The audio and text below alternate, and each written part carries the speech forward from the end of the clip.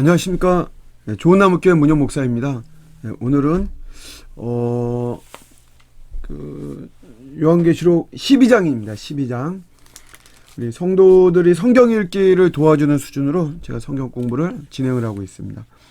12장 1절부터 이렇게 보시면요. 하늘에 큰 이적이 보이니 해를 옷 입은 한 여자가 있는데 발 아래에는 달이 있고 그 머리에는 12별의 관을 썼더라. 해, 달, 별 이렇게 나오잖아요. 요게 이제 백성들을 말하죠. 자손들을 이렇게 말을 하는 것이고요. 12별은 12지파를 이렇게 상징한다. 이렇게 보시면 되고요. 한 여자가 해를 가지고 옷을 입었다. 굉장히 참 멋지겠죠. 어떤 한 여자가 나오는데 요것은 이제 어떤 많은 자손의 기초가 되는 여자. 그러니까 메시아를 낳은 구약 교회를 말하죠. 우리 사도행전 7장 38절에도 시내산에서 말하던 그 천사와 우리 조상들과 함께 광야 교회에 있었다. 구약의 교회를 이렇게 말합니다. 이따가도 정리하겠지만 여자를 중심으로 해서 그 예수님 출생하기 이전의 여자는 구약의 교회고 또 예수님 출생 이후의 여자를 신약의 교회로 이렇게 이제 상징적으로 이야기를 합니다. 여기서는 이제 구약의 교회를 이렇게 이야기를 하는 겁니다. 2절에 보시면 이 여자가 구약의 교회가 아이를 베어 해산하게 됐다. 이 아이는 예수님이죠. 구약의 교회를 통해서 우리 예수님이 메시아로서 나오고 해산하게 됐다. 어떤 하나님이 구원을 베푸시는 것을 이렇게 의미하고요. 갈라디아서 4장 19절에도 보시면 나의 자녀들아 너희 속에 그리스도의 형상을 이루기까지 다시 너희를 위하여 해산하는 수고를 한다. 이렇게 표현이 나오죠. 그러니까 이 구약의 교회가 메시아를 굉장히 많이 이제 애타게 기다렸다 이것이에요. 그래서 우리 2절 하반절에 아파서 애를 쓰며 부르짖더라. 그러니까 메시아를 간절히 기다린 구약의 교회를 이야기를 하고 있습니다. 그래서 예수님이 출생하기 이전의 여자는 구약의 교회를 말하는 것이고요. 예수님이 출생 이후는 이제 이 여자는 신약의 교회를 이야기를 한다. 3절에 하늘에 또 다른 이적이 보입니다. 근데 거기는 이제 한 큰 붉은 용이에요. 붉은 용. 요 붉은 용은 9절에 나와 있지만 거기에서 옛뱀, 마귀, 사탄, 창세기 3장을 배경으로 하고 있는 이런 악령들을 이야기를 하고 있죠. 머리가 7이고 뿔이 10입니다.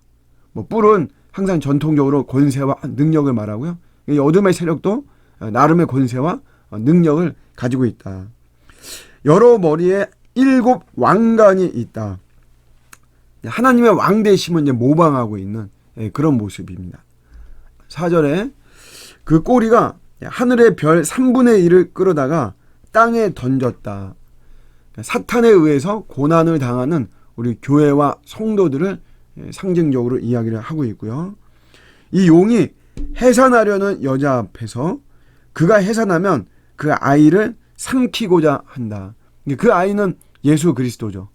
역사적으로 우리 예수님 태어나실 때 헤롯의 핍박이 있었습니다. 우리 마태복음 2장 16절에 보면 이제 동방박사들이 별을 보고 와서 유대인의 왕으로 나신 이가 어디에 있느냐. 그러니까 이제 헤롯이 완전히 돌아버렸죠. 그래서 너희가 유대인으로 왕으로 태어난 그 아이를 발견하면 나에게 와서 이야기를 해줘라. 그런데 여호와의 사자가 이 박사들한테 헤롯에게 가지 말라 그랬죠. 나중에 그가 속은 것을 알고 그 시점, 그 동방 박사를 만나고 했던 그 시점부터 해가지고 2살부터 해서 그 아래로 남자아이를 다 이제 죽이는 이제 그런 모습을 우리가 좀 알고 있습니다. 이제 그런 내용하고 다 이렇게 연결이 되어 있고요. 그래서 이 여자가 이제 아들을 낳죠. 여자가 구약의 교회가 예수 그리스도를 이제 낳습니다. 이렇게 이야기하는 거죠. 이 아들 장차 철장으로 만국을 다스리는 남자 예수 그리스도를 말하죠. 그래서 그 아이를 하나님 앞과 보좌 앞으로 올려간다. 승천 예수님의 승천에 예수님이 태어나시고 여기에 십자가와 부활과 이제 그건 생략됐어요. 그러나 나중에 예수님이 승천하신다. 예수님에 대한 전 생애를 이렇게 이야기를 하고 있고요. 근데 6절에 이제 그 여자가 이제 신약교회죠. 예수님이 나오고 난 이후에 여자는 신약교회라고 했으니까 신약교회 광야로 도망을 하고 거기서 1260일 동안 그를 양육하기 위하여 하나님께서 예비하신 곳이 있다.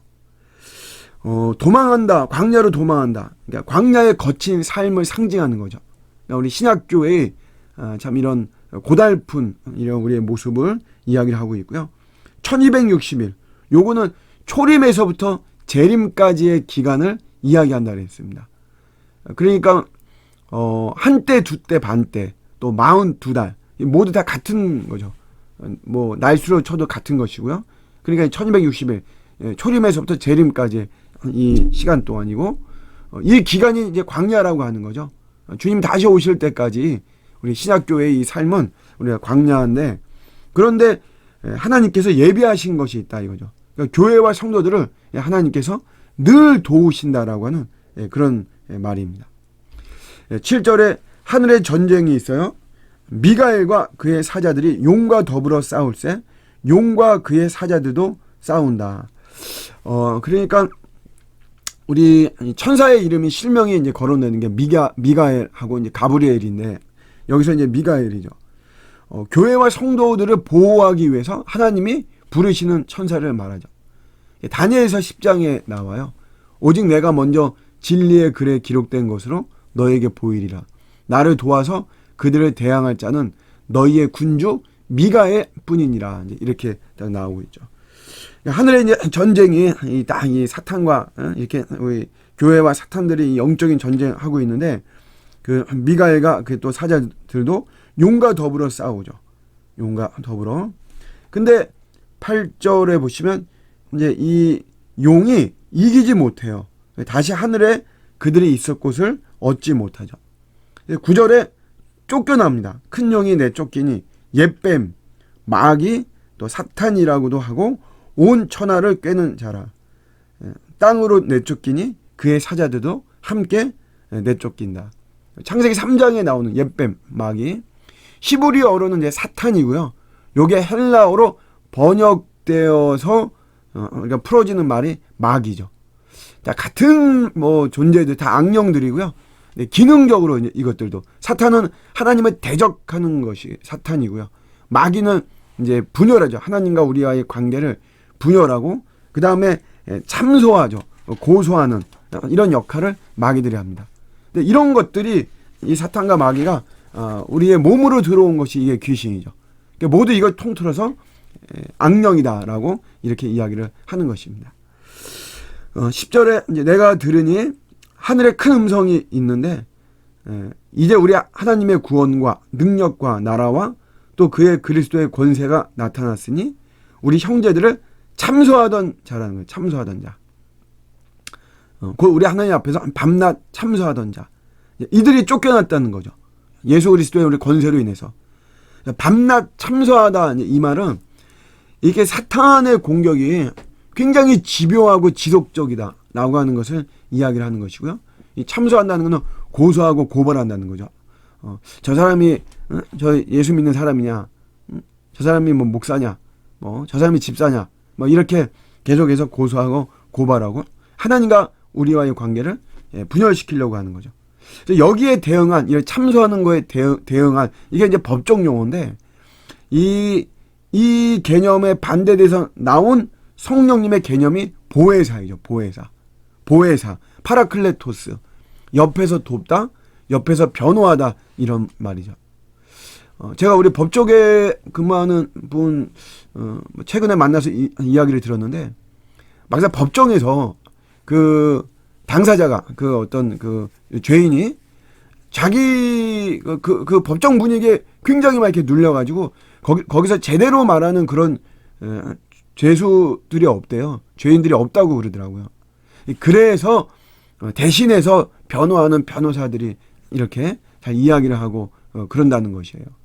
그래서 우리가 이렇게 어둠의 세력 악령들이 참소하고 할 때 사실 우리가 이제 잘 말을 못하는 거나 마찬가지죠.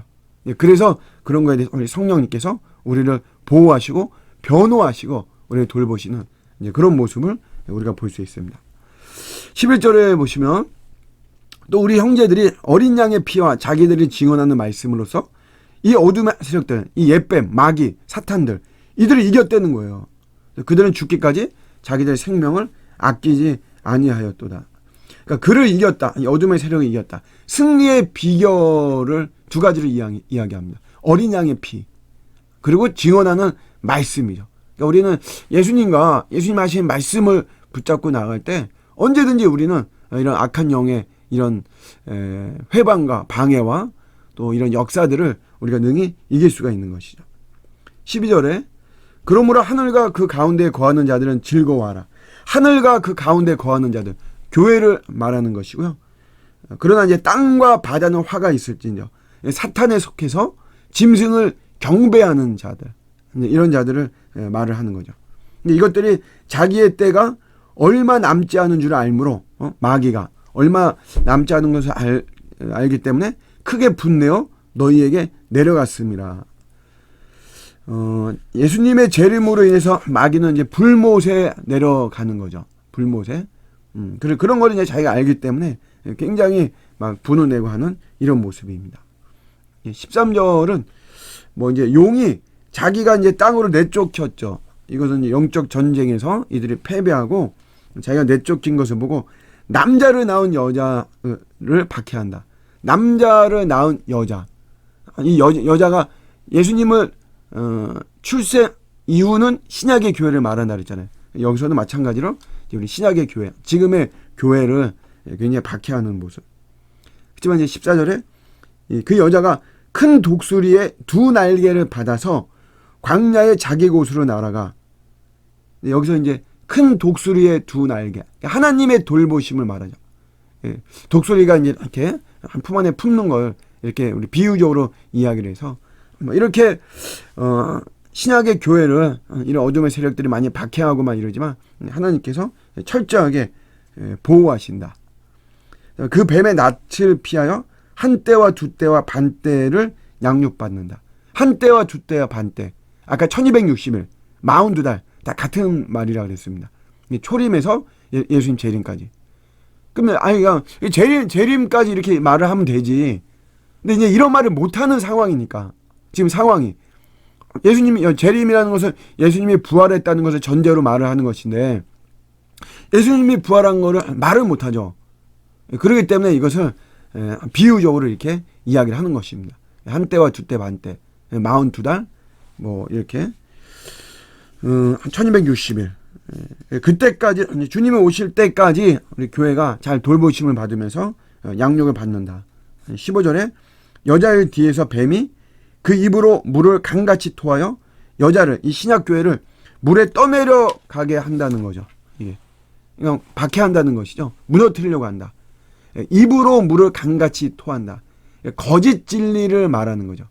예수님께서 요한복음 7장 38절에 나를 믿는 자는 성경의 이름과 같이 배에서 생수의 강이 나온다. 같은 강이죠. 같은 물입니다. 그렇지만 여기서는 생수의 강. 살리는 거죠. 참된 진리를 말하는 것이고요. 15절에 지금 여기서는 거짓 진리를 말해서 그래서 교회를 무너뜨리고 성도를 무너뜨리려고 하는 이런 모습을 이야기를 하고 있습니다. 그래서 물에 떠내려 가게 하려 하되 핍박과 박해를 말하죠. 그렇지만 16절에 땅이 여자를 도와 그 입을 벌려 용의 입에서 토한 강물을 삼킨다. 모든 강물을 다 삼켜버리는 거예요. 그러면 뭐 아무리 많이 물을 쏟아도 의미가 없는 것이죠. 거짓 진리로 교회를 무너뜨리려고 하지만 하나님은 철저하게 우리 교회와 성도들을 보호하신다. 17절에 용이 여자에게 분노하여 돌아가서 그 여자의 남은 자손 곧 하나님의 계명을 지키며 또 예수의 증거를 가진 자들과 더불어 싸우려고 바다 모래 위에 서 있더라 하는 거죠. 여자에게 분노해서 신약교회 분노해서 그 여자의 남은 자손 일단 교회를 말하는 거죠. 교회. 그리고 이제 이거는 재림과 가까울수록 교회에 대한 사탄의 공격이 굉장히 강해진다라고 하는 것이죠. 그렇지만 교회는 뭡니까? 하나님의 계명을 지키고 예수의 증거를 가진 자죠. 그러니까 우리 교회는 주님의 하나님의 말씀. 그리고 예수님의 그 증거, 예수를 우리가 믿고 그런 속에서 성령님이 역사하시고 또 예수 이름으로 승리하고 어둠의 세력을 물리친 이런 증거가 많은 거죠. 우리 교회는. 받은 증거 많도다 이겁니다. 그래서 재림과 가까울수록 우리 교회는 사탄의 공격은 불같이 강해지지만 그러나 우리 하나님의 보호하심 속에서 교회는 최후 승리할 수밖에 없다. 그러니까 여러분 이것이 요한계시록은 항상 1차 독자가 있다 그랬잖아요. 1차 독자들이 지금은 숨어서 죽음의 어떤 위협 속에서 이렇게 신앙생활을 하는데 그래도 우리 결국 우리 교회가 주님의 교회가 반드시 우리가 승리하는구나. 우리가 박해가 더 심해지고 막 그러지만 우리 주님 오실 때 반드시 우리 교회는 승리한다. 이러면서 더 우리의 어떤 믿음, 우리 가는 길이 결코 이것이 잘못된 길이 아니구나. 우리 더 인내하고 더 열심히 믿자. 이런 마음이 되는 거죠. 그런 마음을 이제 저희들도 가져야만 되는 것이죠. 네, 오늘 12장 우리 여기까지 하도록 하겠습니다. 네, 감사합니다.